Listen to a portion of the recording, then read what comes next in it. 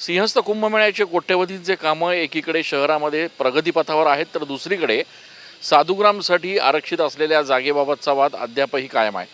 नगरसेवक रिद्धेश निमसे आपल्यासोबत आहेत, ज्यांनी हा मुद्दा आता महासभेत मांडलेला आहे. नेमकी काय अडचण येते आहे, साधुग्रामच्या जागेसंदर्भात नेमकी काय तक्रार आहे? अडचण अशी येते की 2002मध्ये या शेतकऱ्यांच्या जागा घेतल्या गेल्या होत्या, तिथे रस्ता बनवला गेला होता आणि 2002चे जे आयुक्त होते त्यांचे आपल्याकडे पत्र पण आहे. त्यांनी क्लिअरली त्याच्यामध्ये लिहिलेलं होतं की जेवढे पण शेतकऱ्यांच्या याच्यात जागा जात आहे त्यांना रोख मोबदला देण्यात यावा. कुठल्याही प्रकारचं TDR FSI असं काही मेन्शन नव्हतं आणि शेवटी ते शेतकरी लोक आहे, ते TDR FSIचं काय करणार? आज 2026 चालू आहे, गेले 24 वर्ष झाले ते लोक. आता तो 2002चा कुंभमेळा झाला, 2014चा कुंभमेळा झाला, आता 2026चा येतोय, तिसरा कुंभमेळा आलेला आहे, तरी त्या लोकांना कुठल्याही प्रकारचा मोबदला अजून भेटलेला नाही आहे. जे अधिकारी याच्यामध्ये रिस्पॉन्सिबल होते करण्यासाठी त्यांच्याकडनं काही पूर्णपैकी काम नीट झालेलं नाही आहे आणि भूसंपादनाची जी प्रोसेस आहे ती इनकम्प्लीट आहे.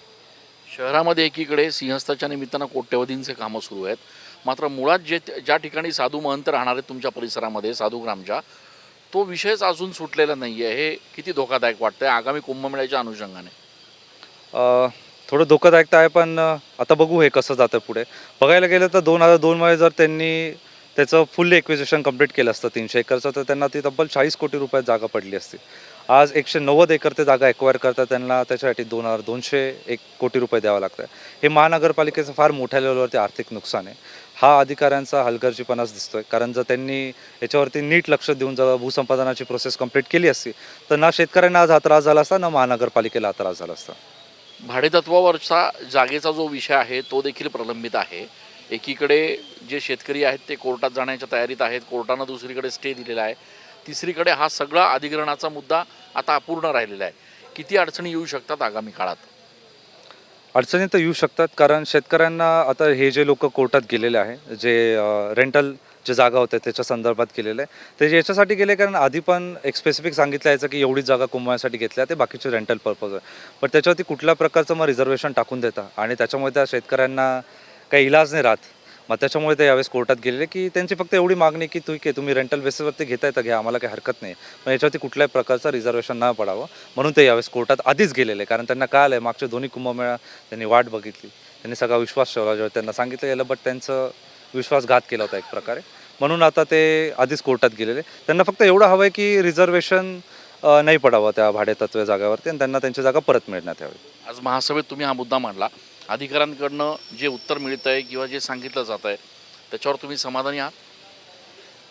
समाधानी तर एक प्रकारे नाही आहे, पण ते प्रयत्न करत आहे सॉल्व्ह करण्यासाठी, फार मोठी गोष्ट आणि हे इम्पॉर्टंट गोष्ट आहे.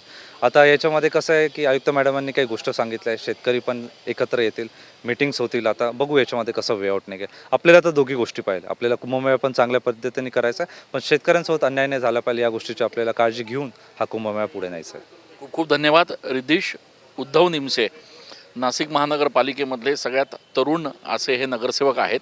सिंहस्थ कुंभमेळा यांच्या प्रभागामध्ये मोठ्या प्रमाणात या ठिकाणी भरतोय आणि त्याच ठिकाणी साधुग्रामच्या देखील जागा ज्या आहेत त्या आरक्षित केल्या जात आहेत.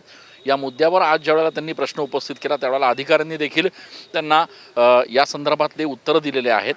हे उत्तरं मिळाल्यानंतर आता येणाऱ्या दिवसात प्रशासनाच्या वतीनं नेमकी कशा पद्धतीनं कारवाई केली जाणार हे सगळ्यात महत्त्वाचं असणार आहे.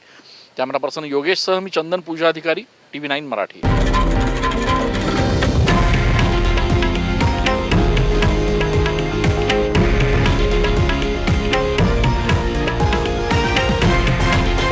हे आहे देशातील नंबर 1 न्यूज नेटवर्क आणि आपण पाहत आहात TV9 मराठी, एकमेव.